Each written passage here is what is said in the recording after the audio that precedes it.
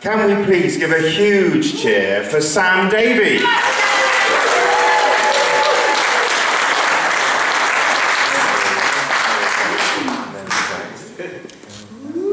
Thank you.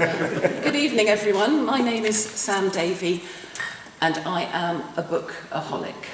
And what I want to do this evening is share with you a little of what I know about books, what I love about books, and the books that made me. So, we've always told stories, it's part of the human condition, but we haven't actually had books for that long. The first known literary work is a Sumerian piece called the Kesh Temple Hymn, which was followed up pretty soon by another book called The Instructions of Shuparak. Now, the temple hymn was a temple hymn, you know, it was just something to do with worship, but the instructions were actually a guide written supposedly by a father for his son, and it included, do not pass judgment when drinking beer. The Instructions of Shuparak. So that instruction has been around for something like sort of 4,500 years, but it wasn't actually a book. You've probably also heard of the Epic of Gilgamesh, which was the very first long epic story, which again has been there since about, I think it was 2100 BC when it was first written down. But it was not a book. Books didn't arrive for quite a long time after that. We had paper books made by the Chinese, but they were very, very limited editions. It was the invention of the printing press that actually brought us books. And if you think that before the printing press, in the entire Europe, there was only 30,000 books, there was something like 80 million people alive then. So that means there was one book for every 2,700 people. After the printing press, books have just proliferated, and there has been something like 130 million individual titles published since the invention of the printing press. Now, you probably don't know who the most prolific author in the world is. I will ask, in case anybody does, the person who has actually written the most books. No. No. It is this chap. His name is Ryoki Inui, and he has actually published 1,075 books under a number of pseudonyms, including things like Tex Taylor, Kay Luja, and Billy Smart. He writes books so quickly that, in fact, he has churned out complete chapters during trips to the bathroom. He wrote a whole book whilst having his truck worked on, and actually once, on an afternoon to the beach, he not only wrote a novel, he wrote the sequel and the weekly newspaper for his village. So he is remarkably prolific. He doesn't worry about his brain fading out, but he actually has to go through keyboards at a rate of once every 5 months. So that's quite remarkable. I'm not quite sure about quality, but in terms of quantity, he has actually got Barbara Cartland into a cocked hat. So he's the most prolific, but who has sold the most? Right, Bavard audience. What do you think is the biggest selling book of all time?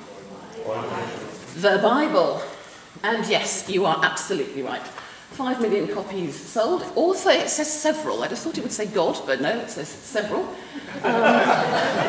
It's been out since the 1st century. 5 billion copies. Any idea of number 2? Second best-selling book of all time? Nope. 50 Shades of Grey. Nope. It's little. And it's red.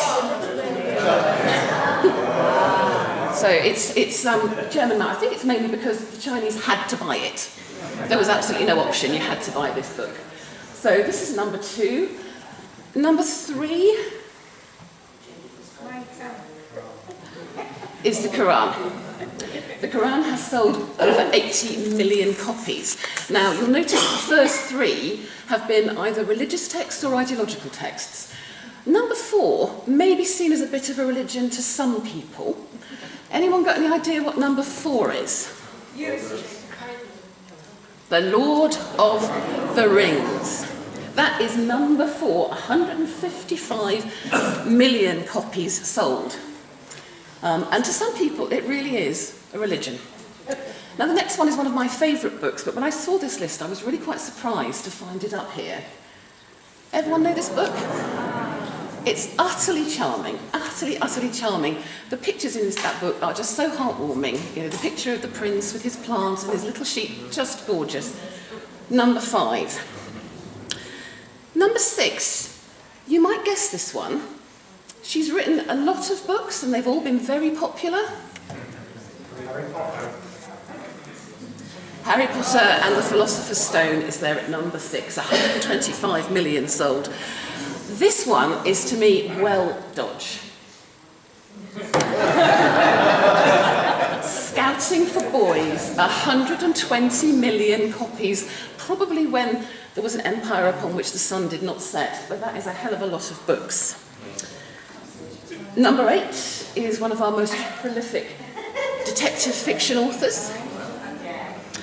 And number 9, unless you count God, is the only author who appears twice in this list. Now, who do you think that could be?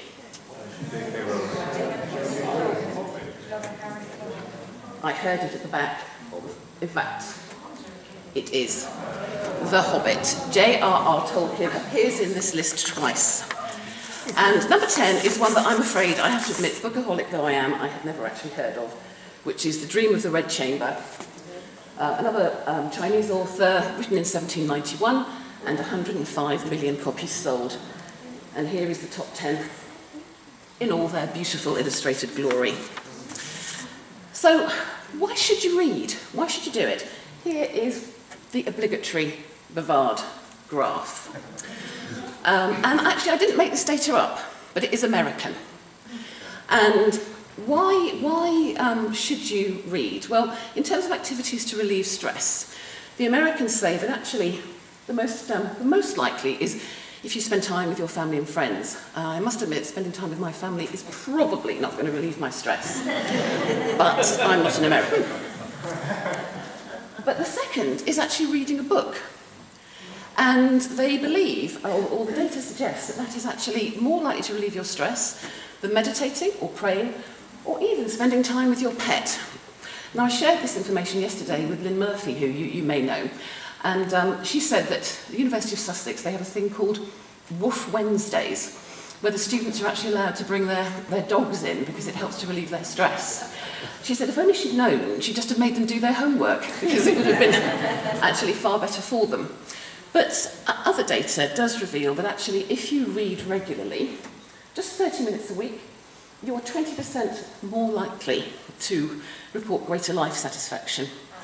And people who read for pleasure tend to have fewer feelings of stress and depression and stronger feelings of relaxation from reading than watching television or playing sort of technological games. So I'm a genuine believer that reading a book, because you are distancing yourself from a lot of the external stimuli, is really actually something that can help to relieve anxiety and make you happier. So, books that made me. And I just want to share with you some of the books that made me want to learn to read. And this was just a bit of a brain dump of the books that I started to become involved with before I could read and that were read to me. Things like the Blackberry Farm books. My pointer doesn't seem to work. I don't know if you ever came across these books. Charming, charming stories of these remarkable anthropomorphic creatures. And I was quite surprised how many of these anthropomorphic creatures there were. Anybody else have any memory at all of Pookie the rabbit with wings? Ivy Wallace, utterly charming. And then, of course, you've got Barbar. Maybe let's not draw too much of attention to Barbar in terms of colonialism. And Peter Rabbit. Enid Blyton. And the two books I got up there are, well, does anyone know? What's the one at the top? The wishing chair. Didn't you want to have a wishing chair? You know, they would go, I think they were called Peter and Jane, they would go into the playroom, you know, with their tuck, their lashings of ginger beer and their sandwiches, and their mum would leave them alone for like a whole day. They'd get into the wishing chair and off they would go. It had these magical red wings at the bottom, and they would just sit in it, and who knows? The other one, what's the other one? The Faraway Tree. And again, these children living in a wood, their mother just really didn't care what they did, off they would go, up the tree, and all these amazing creatures lived on the tree. There was the saucepan man, and there was Silky, there was the angry pixie, and at the top, there were the clouds, and when you went through the clouds, who knew what would be there? All sorts of wonderful worlds, and these children had the most amazing adventures, and I loved it. I actually met Enid Blyton once. She was a friend of my mother's, and I was 6 years old, and I was, oh my goodness, she's written these books. And she was very, very grumpy and told me that my hands were dirty. So much for your illusions. The other thing I noticed was so many of these were poems. I must admit I loved Green Eggs and Ham because I think it starts off with something like, I am Sam, Sam I am, I do not like green eggs and ham. So I thought it was written about me. But this love of stories and rhythm and rhyme and fantasy and all these amazing worlds is what made me want to read. As I got older, it was things that actually made me want to refuse to do anything else but read. And I really was one of those children who did walk to school with her hands like this, facing a book. I had a family that moved around a lot, mainly because my father was a maverick and got bored. And so I went to 10 different schools before I was 14. Every time I made friends, we moved, and they tend to move me really inconvenient times, like the beginning of the summer term, when everybody else has made lots of friends. So my friends tend to be the ones that I made in books. I was also a very precocious reader. I remember going to one of my parents' friends' house. They were having Sunday lunch, and they just put me in a chair and gave me a copy of Little Women. I was 6.5. I know that because my brother hadn't been born. And that's actually quite a big book for a 6.5-year-old. But I loved it. I fell in love with Jo March. Who can remember what the first line of Little Women is? Christmas isn't Christmas without any presents. And it begins with the March sisters, who are feeling very unhappy because their father's gone away to war, and they got no presents. And then they actually realise that they can give to others. And it might sound a bit sanctimonious, but I found it really quite inspirational. And I loved Jo. I loved her tomboy nature. I loved the fact that she read and she read and she read and she wrote. And she had an apple tree that she would go and sit in. And in our house, we had an apple tree in the back garden. And I would just go out there with my books and sit in the apple tree. And I would read Jo, and I'd read Katie. And then as I got older, I would read some of these other books. I got to love Alan Garner. And it's wonderful that Alan Garner has now finally been recognised, and he's shortlisted for the Booker Prize, which is wonderful after all these years. Treacle Walker has been shortlisted. But what you'll probably notice looking at these books is they're all fantastical. There's very little here about children doing sort of ordinary things. And I think that was because, again, I wanted to escape. I escaped into poetry and fantasy when I was a very young child. And as I got older, I escaped into fantasy. These were the books that made me think. So again, when I was 14, my father gave me 2 books. He gave me Brave New World and 1984. And I would definitely recommend that anybody who wishes to read those books should read them together, because they actually give you 2 very, very different views of totalitarian society. Totalitarian society which is built upon absolute social control and on destroying any form of intimate personal relationships, but one which is built on fear and aggressive control, and one which is built on pharmacological drugs and the use of alcohol to stunt fetuses, so people don't actually recognise that they want anything other than the supposedly happy existence they've got. Using that helped me to think about what I wanted to do. I went to university and studied philosophy and moved on, again, inspired by the books that I'd read. Now these are books that make me feel utterly disinclined to read them. And maybe I should. I know, for example, that Olga is a real expert and aficionado when it comes to Joyce. And one day I'll get there. But as for the others, my husband's here and he knows that I'm a bit of a Quentin Crisp when it comes to cleaning. I really don't think that dusting matters. There are very, very more important things to do.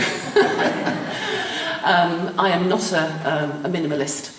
My house is quite Victorian in its design. If it's a surface, I will fill it with pictures, ornaments and stuff. So I'm afraid the joy of minimalism is not for me either. And as for Dan Brown, I think we draw a discreet veil.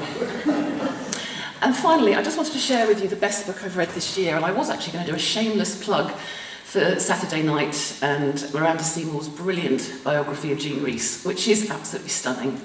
But this is the last book I actually sat down and read in one sitting. I enjoyed it so much I just could not get up. It's a very small book. It's called How Steeple's Cinderby Wanderers Won the FA Cup. I don't even like football, but this book is so funny, engaging, humorous, heartwarming, utterly charming, that it has to be my best book of 1922 so far. Sorry, 2022 so far. I'm going back in time.